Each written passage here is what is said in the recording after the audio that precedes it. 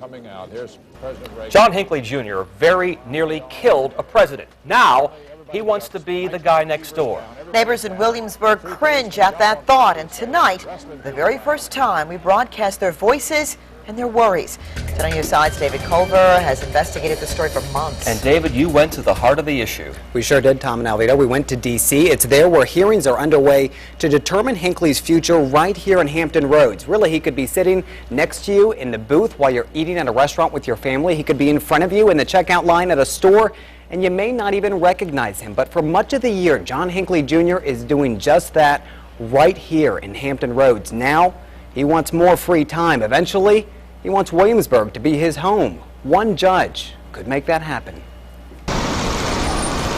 I don't really believe that Mr. Hinckley ought to be able to move freely, period. It's taken a lot for Robert Camp to say those words aloud. For 3 years, he's kept quiet, worried about his name being attached to a story about an attempted assassin living among us.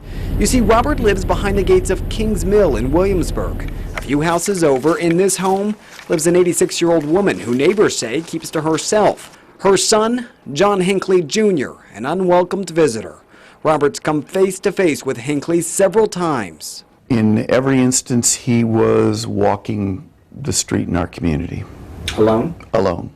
I could not imagine that Lee Harvey Oswald or Sirhan Sirhan or John Wilkes Booth would be welcomed in any neighborhood in this country.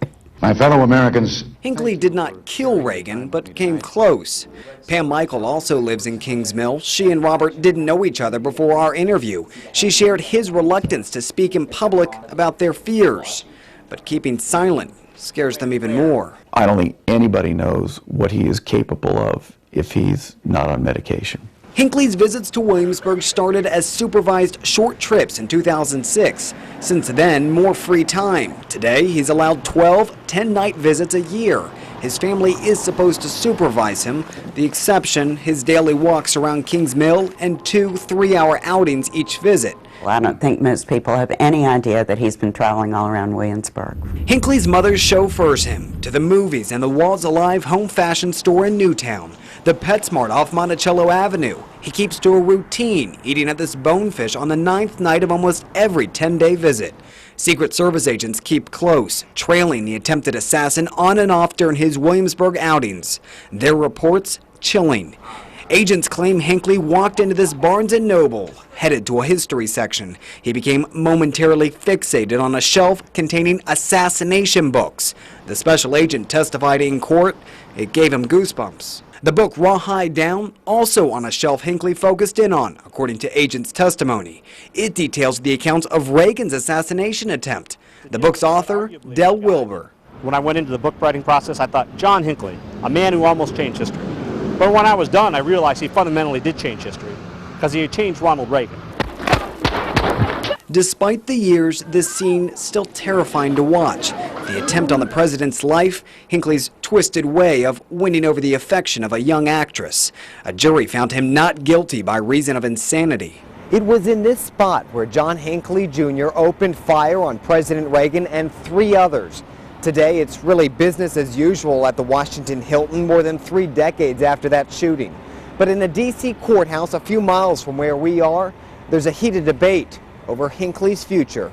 No cameras allowed inside. Hinckley's attorney, Barry Levine, wants to bump the 10-day visits to 17 days, then 24. After that, if the judge agrees, Williamsburg would be Hinckley's permanent home. It doesn't enhance the reputation of the neighborhood.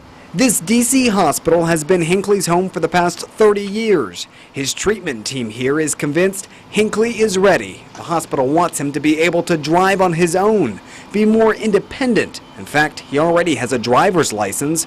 His past medical conditions, they claim, under control. I think it's just a risk. We obtained this document that shows Hinckley's brother and sister are willing to help their brother go beyond Williamsburg, starting with Newport News and Hampton. Why doesn't his legal counsel have him move in next door to him? So we went to Hinckley's attorney for answers. We waited outside the D.C. courthouse. What about the folks in Williamsburg? What about the community down there? Do they not have a say at all? This is not fair. Why? Sir, what about them? Don't they have a voice in this, sir? Of course not. They don't? They do not have a voice, sir. Mr. Levine, is he safe? Mr. Levine, do you really believe the community's concerns should not be The court heard? should disregard the law and just take an opinion poll conducted by your office. But is he safe to be in the community? I mean, do they not have a say in this at all? Sir, what do you want to see come of all this? Well, I would prefer that John Hinckley stays in the hospital.